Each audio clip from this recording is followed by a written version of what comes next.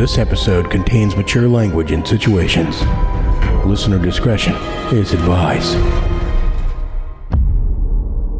You wake to the sound of a train. The clack, clack, clack of wheels. In the distance, is that the sound of birds in a forest? No. It's angels in a choir. Or is it demons from hell? It doesn't matter. You have no memory of how you got here. All you know is that you're lost, and that now you belong to the Grey Rooms.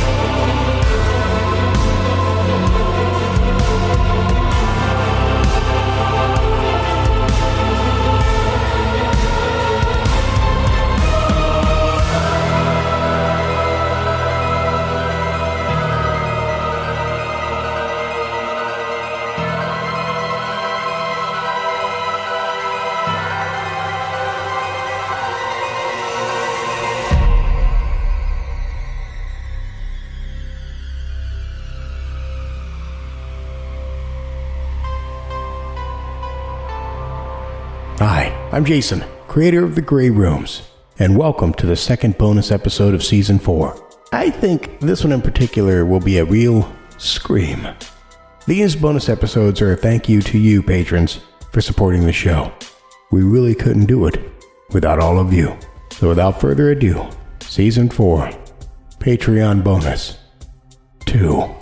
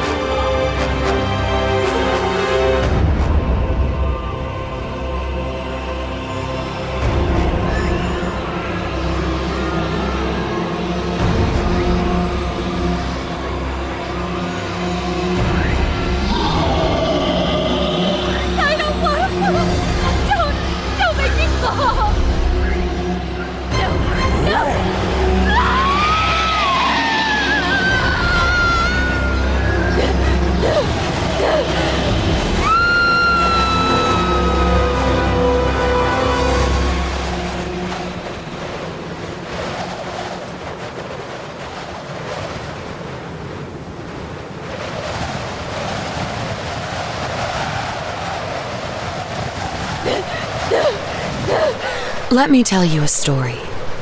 It's not funny. It's kind of weird. No. And parts of it, even I don't fully understand yet. But it's my story. It's about the day I tried to escape from the Grey Rooms. The day a demon dropped me into the endless pit of hell. The day where I fell.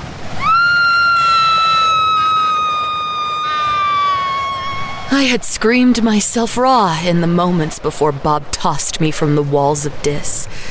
So all I could manage on the way down were gasps, and tears, and shaking.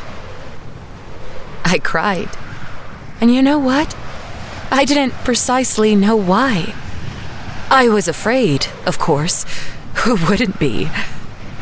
I knew whatever waited for me at the bottom was even worse than my time in the rooms. There would be no pervy old men leching on me in an elevator. No mannequin-faced demons in suits trying to understand my mortal ways. But it was more than that. I was terrified because I felt so alone. As strange as my friends inside the project had been, at least I'd had people to talk to. Now even they were gone.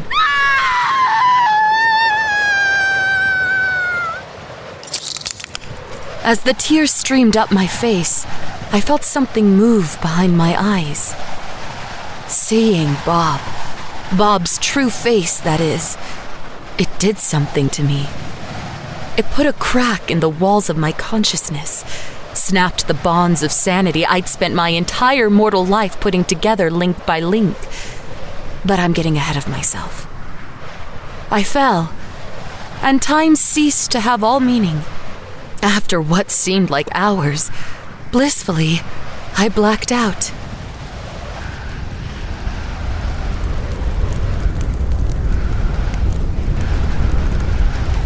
I woke only when I felt the heat.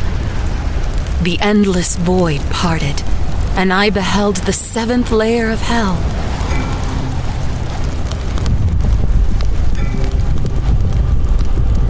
Three concentric circles brimming with fire and magma.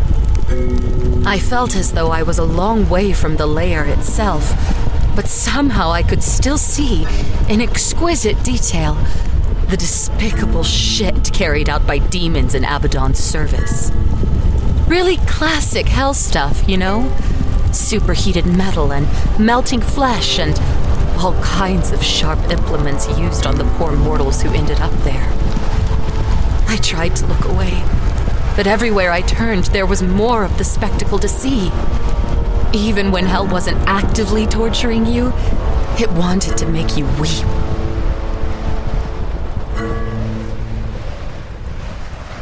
I kept falling, and at this point, it might sound funny, but I was starting to get bored. I had no idea how long it had been, but I got this funny image stuck in my head. On my world, we had these animated programs, mostly for kids, where cartoon animals would compete with each other. Like, there was a kangaroo and a dingo, and the dingo was always trying to eat the kangaroo. But the roo would trick the dingo off of a cliff, and it would fall and fall. It would fall so long it would hold up a sign that said something like, "Sigh." And then wham! He'd hit the bottom of the canyon. Why? Why was that what popped into my head as I dropped through the unending darkness of hell? I couldn't tell you. You'd think I would have been more, I don't know, philosophical?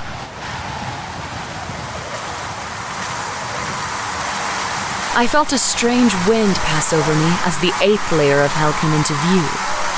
More circles. What was it with hell and circles? 10 this time. And at first, I thought they were covered in leaves. Then, I realized they were wings.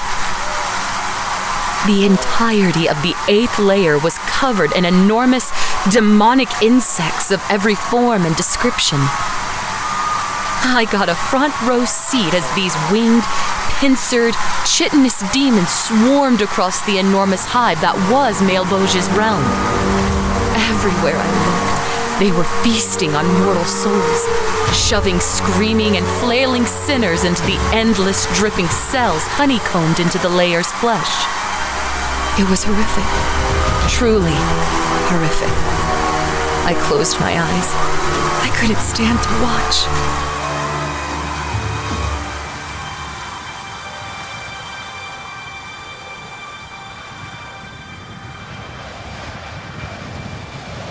Back in the hotel, Bob let me listen to a recording, an interview with me. But not me. The me that showed up in hell after she died. Apparently, she was queen bitch of the earth for a long, long time. Used her evil powers to control people and build some kind of dark empire. I don't remember any of that. I did manage to reclaim a bit of my life before the cult. Remembered what it was like to be Samantha Winter's art student. I liked dogs and mochas and wanted to maybe do graphic design after I graduated. But under the surface is that other me. Under stress, when I felt the pressure of the rooms and desperately needed to get out, a bit of her resurfaced. Somehow, after I died, a wall had gone up.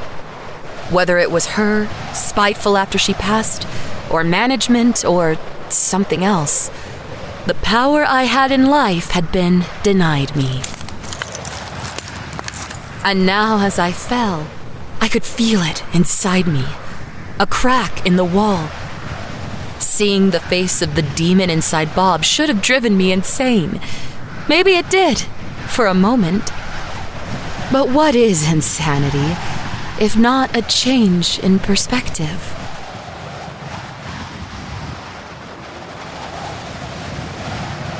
I shivered as the 9th layer loomed large below me. More rings, 4 this time, layered in ice and rugged with mountains and frozen lakes. My eyes watered as the terrible frost of this frozen hell swirled around me. And again, I could see with crystal clarity the horrors visited on the sinners below. Their frostbitten forms were arranged in a grotesque parody of life.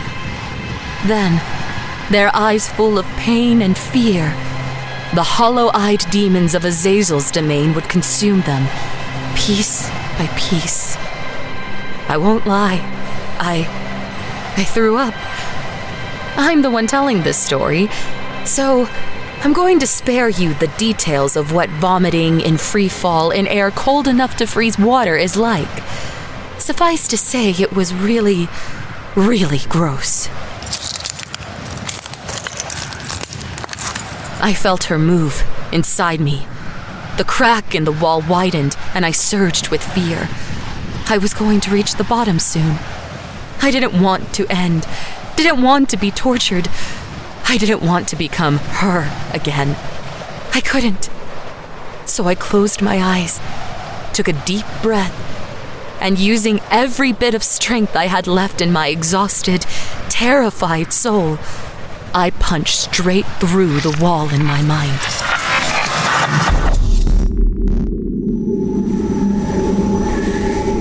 I am Samantha goddamned Winters. I would be the one to take control, not her. She may have ruled for a century, but I had just escaped the Grey Rooms. I had fought a demon and lived.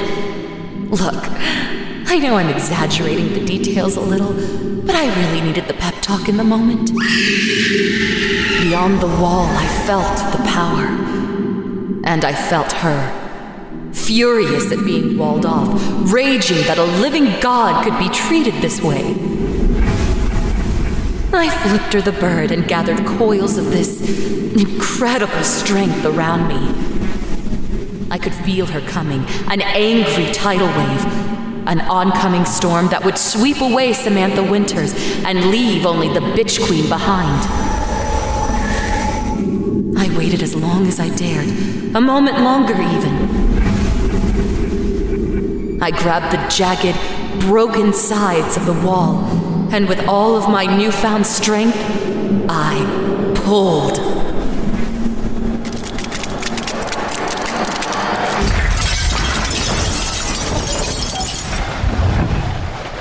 The wall was whole again. She was sealed away, safe, for the moment. I was just me. Falling through hell still, so I had complaints, but I was me. And for the first time in a long time, I was strong. I had no idea what I could do, but finally opening my eyes and looking down into the pit, I knew I'd have to do it soon. The layer below the 9th level, the one nobody talks about, Lucifer's palace.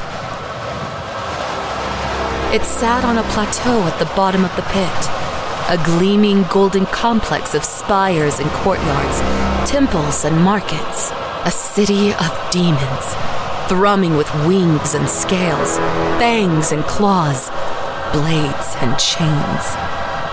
It shook me to my very core, and the part of me that was still very much immortal had a completely justifiable freakout, and I was falling straight towards it. I gathered my power around me. Like I said, I had no idea what I could do, but I knew I wanted to be anywhere but here.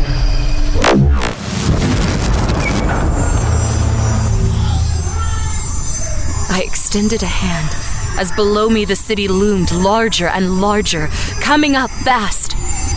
And with a gesture, I tore open the sky in front of me. Like a dart, I fell through the hole in the world and left the pit behind.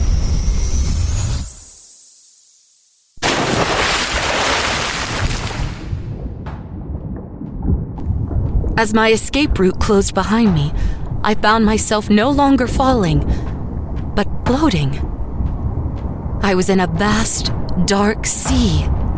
Flashes of lightning illuminated waves far, far above me, and in their dim light, I could just make out massive shapes floating in the inky night. The shapes moved, coiling and twisting in an endless forest of tendrils. And then, a light in the darkness. A massive, single eye burning with power and looking at me.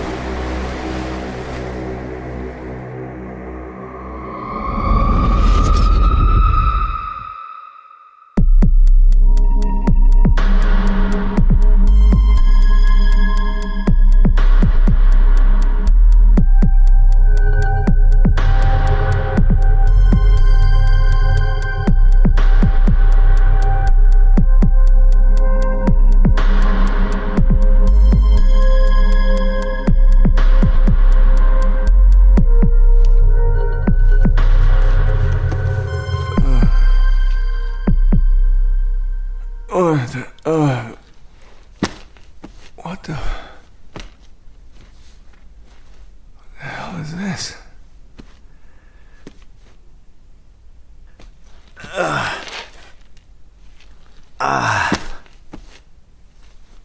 Jesus.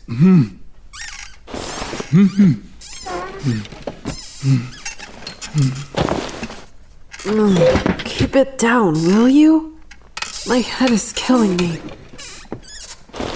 What the hell? Who are you people? What the fuck is going on? Easy now. I just woke up. I don't know any more than you.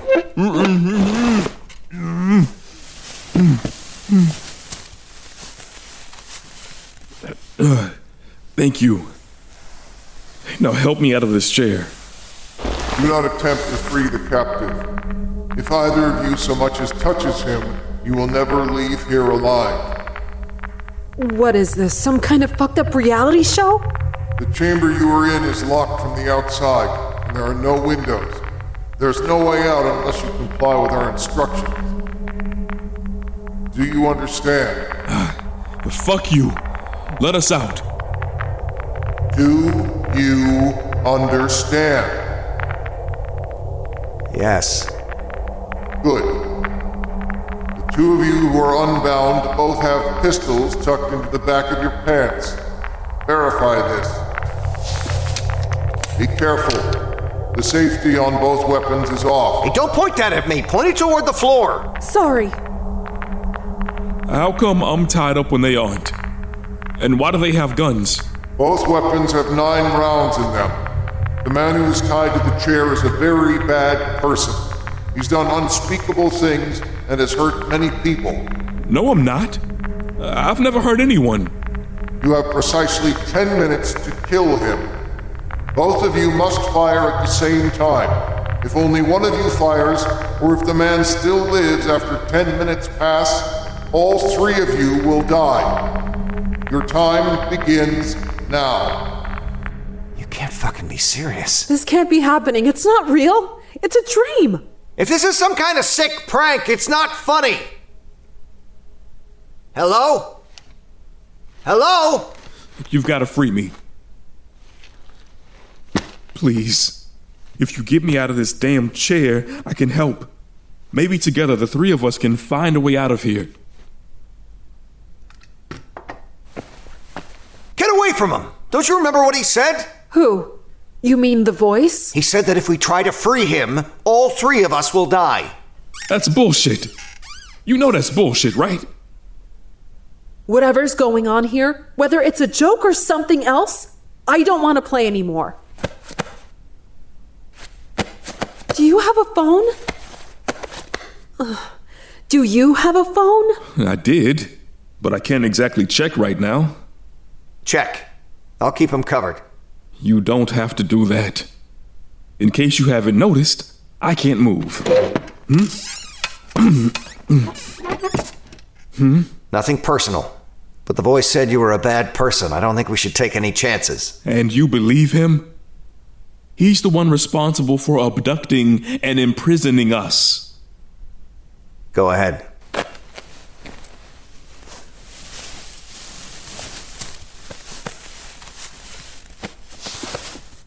He doesn't have anything on him either.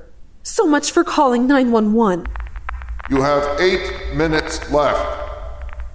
What are we going to do? We have to proceed on the assumption that the voice is telling the truth. If we don't, all three of us will die. Are you insane? If you do what the voice says, I'll die for sure. Are you prepared to kill me in cold blood just to save your lives? We only have the voice's word that there's no way out. Why don't you look? We could all escape together. But if you're still afraid to free me, you can leave and bring back help for me. What do you think? It's a good idea. We don't have much time, though. You keep him covered and I'll look. I'll be quick.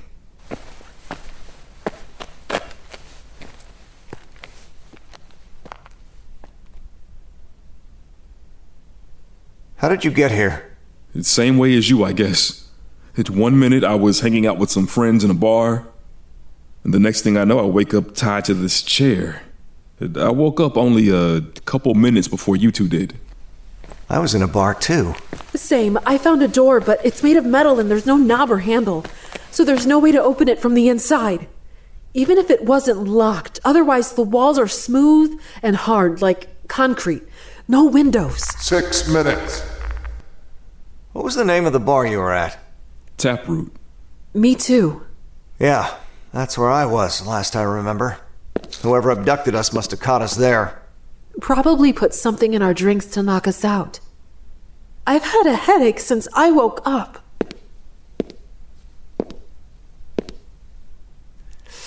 Me too. And me. So this is real. Looks like it. No. It can't be. Who would be crazy enough to put 3 people into a situation like this? 4 minutes. He said you did bad things. What kind of things? And how bad? The voice lied. The worst things I've ever done is get a parking ticket or lie a little on my resume. Piddly shit like that. I swear. If you did do awful things, you wouldn't admit it, would you? If you told the truth, we'd be more likely to shoot you. I don't care what he's done. He could be a fucking serial killer that's eaten the heart of every one of his victims. I'm not going to shoot him. Thank you. Even if it costs you your life? Even then.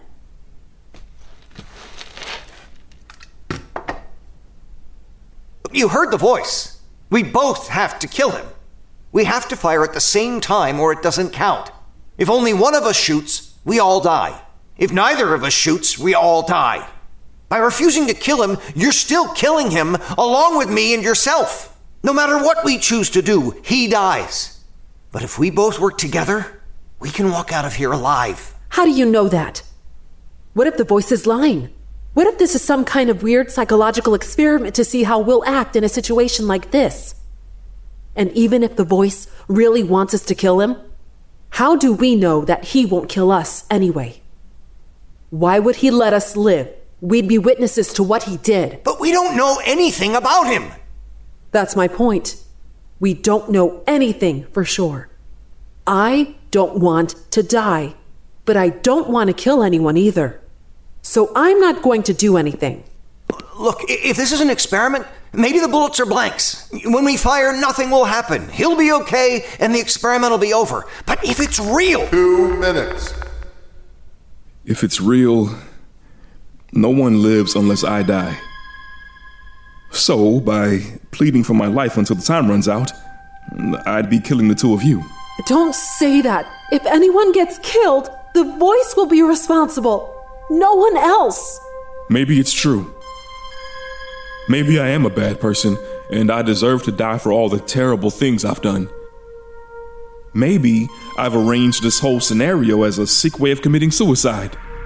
One last sadistic act before I go. You should kill me. Go on. Get it over with. I'm so sorry, but I'm glad you understand. If there was any other way... No, I won't do it. I can't. I could shoot you. Why? I wouldn't kill you. I need you to fire at him the same time I do. But I could wound you. Wound you so bad that you'll die without medical attention. And the only way you'd get it is to get out of here, which means killing him. And you'd do it, wouldn't you? Yes, if I had to. It's self-defense, goddammit! 1 minute. It's the only way. Do me one favor. I have a wife and a son. And you can find them afterward. Tell them what I did. Tell them I chose this. Okay? We'll do it together, all right? On the count of 3. 1, 2...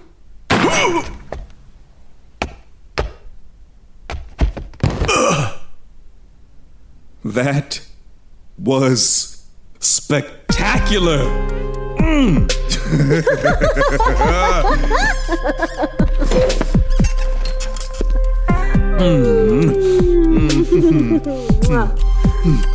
Oh, he was good. Much better than that woman last week. All she did was cry. Fucking wimp. You know, when you suggested we find a hobby we could do together to reinvigorate our marriage, I was skeptical. But I have to admit, you were right. I've never been more in love with you. Same.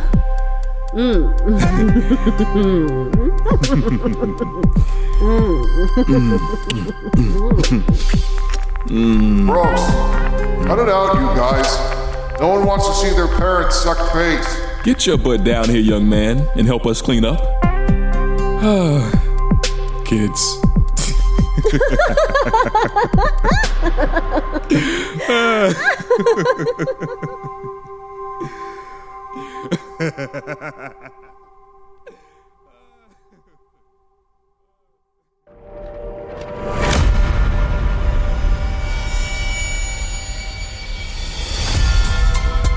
The Desperation Room, written by Tim Waggoner, with performances by Rowat as person number 1, Rissa Montanez as person 2, Brandon Green as the captive, and Rowat as the voice.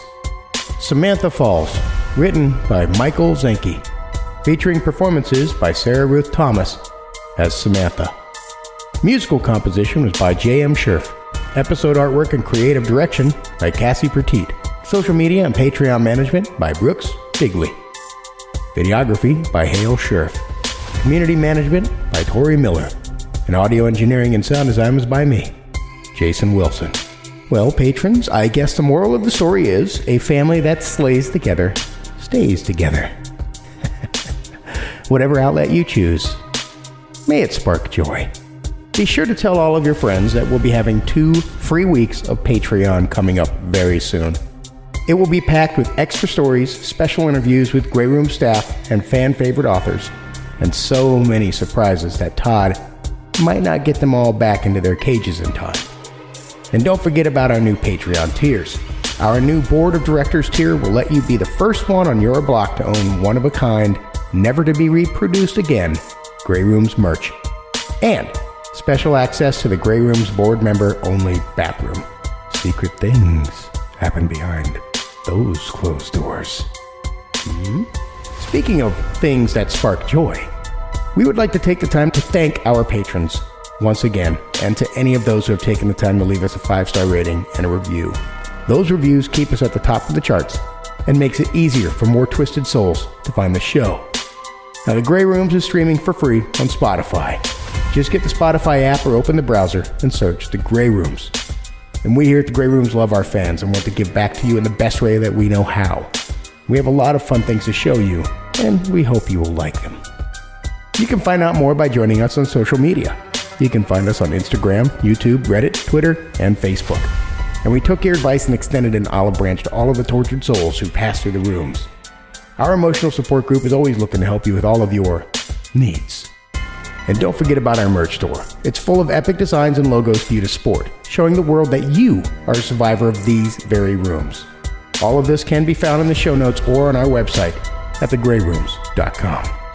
And of course, it was mentioned earlier, but the Discord channel. Not only do you get a special bathroom, that's right, as a board of director, but there are several other channels in our Discord, and all of them are packed full of wonderful, awesome, very supportive human beings like yourself. So, if you're not already part of the Discord, you're missing out. Come on over there, meet the best community in all of horror and in all of the internet. Come join us for game nights and for movie nights, but that's only for patrons. So if you'd like to join in on that, patreon.com/thegrayrooms, find a tier that's right for you. And also, just loads and loads of memes and conversations, just great times. And I'll tell you what, you're going to be surprised the second you sign up for our Discord channel. The amount of outpouring from our community just to say hi, to meet a new face. So please, do yourself a solid. Jump on over, join today, and help us fill the ranks of hell. Well, that's the second patron story of the season. We do hope that you enjoy it. I personally really love the premise of this story. So thanks, Tim. Excellent story. But we have a lot more to do before the end of the season and before our 2 weeks of free Patreon. So with that, it's time to get back to work. Thanks again, and we will see you in a few weeks. This has been a Grey Rooms production. Copyright 2021 and 2022.